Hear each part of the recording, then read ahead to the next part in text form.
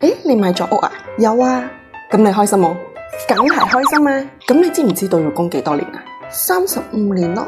咁即是講你要供到差唔多60幾歲咯。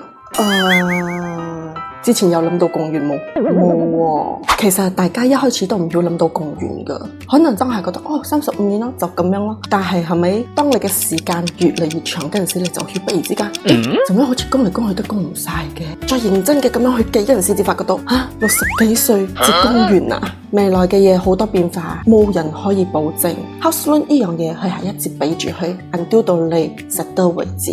所以唔係講你嘅人生有咩變化嗰陣時，你就可以講停噶啦。佢依然係做 trust， 每個月依然係你嘅責任。所以好多人買屋嗰陣時，佢哋要順便買多一樣嘢叫做 MLTA 呢個保障。呢個保障係為咗萬一真係出事嚟講嘅話，起碼呢個 house loan 嘅責任唔要俾到屋企人去孭，唔要俾屋企人有一個負擔，而係你早已經安排晒所有嘅嘢，而佢哋安心嘅可以去處理其他嘅問題。買房唔係問題，問題係你準備好咗呢35年未呢？你有冇安排到同規劃到呢個屋險啊？如果未嘅話，留言了解，我幫你睇下你嘅情況係點樣啦。